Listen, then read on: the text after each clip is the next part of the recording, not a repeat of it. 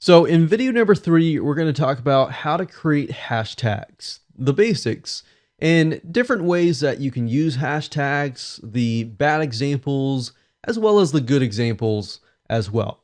So, now that we can understand our business, what we're promoting, keywords that are associated with it, and the audience, now we can jump in and talk about the fundamentals. The fundamentals are super easy. So, from here on out, it's going to be really, really easy. You're going to realize you can implement this stuff today and right away.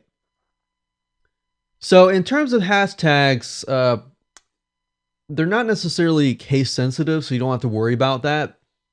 But what we recommend that you do is to use about 1 to 3 words in your sentence to keep it short and simple. So 1 to 3 words in your hashtag itself. So you got the pound sign, then you got the hashtag.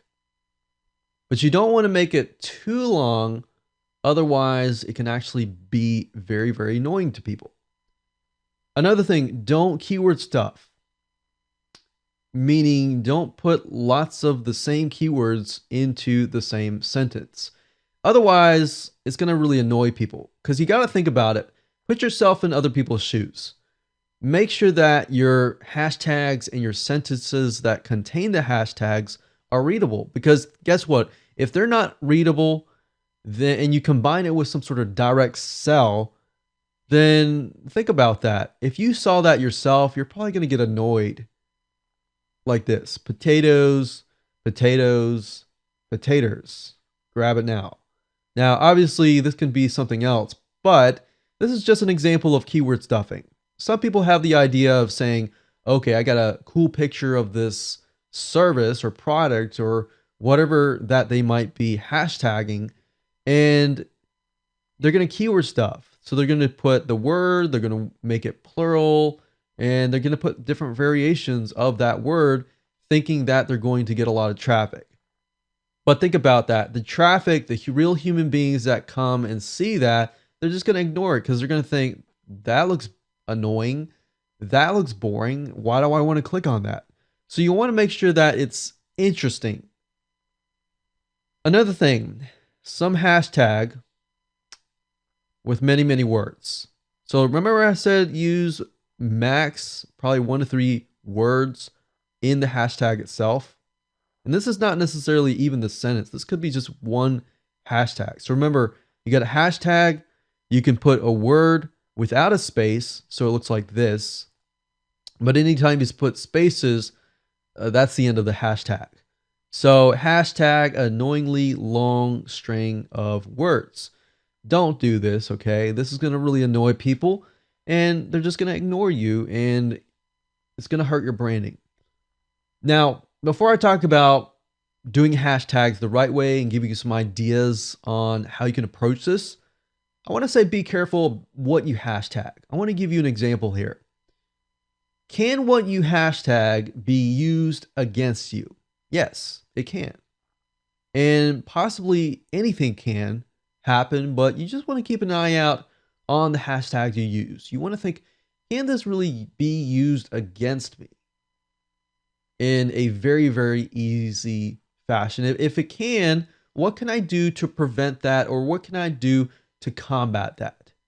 Now, also be careful when you're branding your company with hashtags, because people can use it against you. So you want to be aware of reputation management.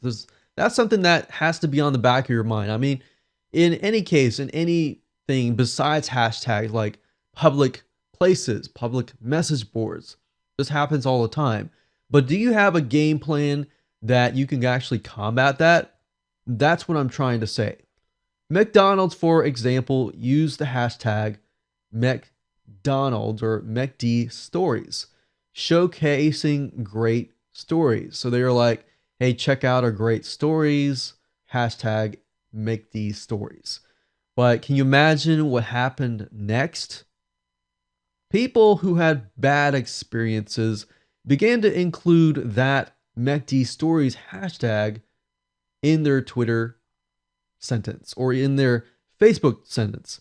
But guess what? Whenever somebody hashtagged this or looked at the hashtag in the hashtag feed, They saw the positive stories and the negative stories.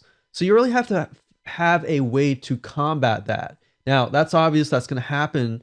And maybe you could have a person in your company who's dealing primarily with reputation management to respond to those stories and turn them from a negative story to a positive story and do a hashtag on that.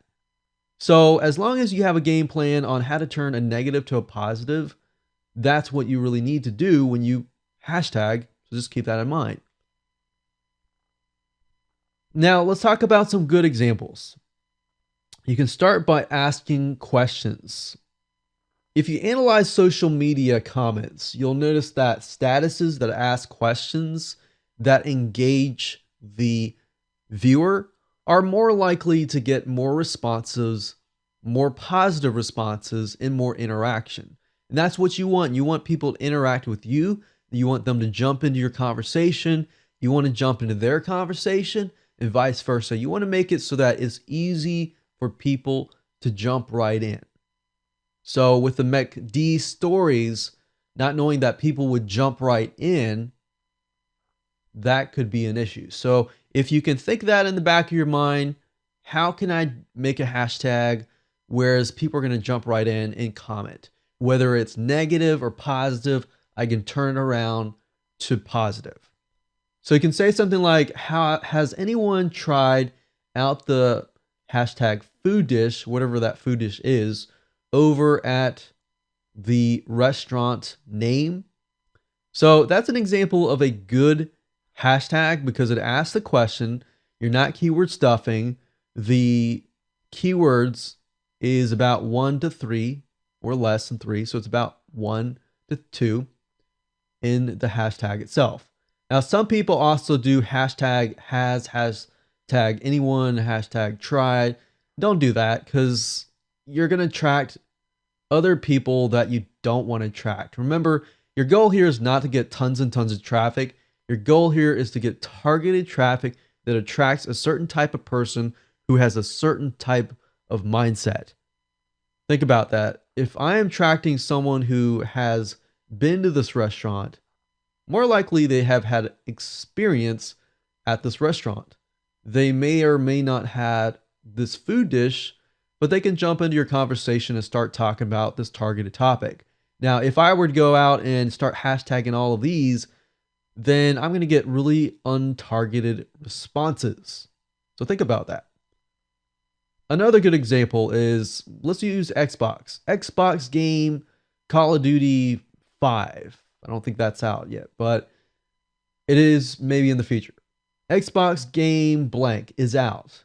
Who is the first person to get on it? So you're tapping into the people who are really excited. They're really big fans. They just got out there and they want to get out there and start blabbing about how great it is that they got first dibs. They were the first people to get it and their opinion is valuable. So you get people conversing here. So you ask them, what do you think of it?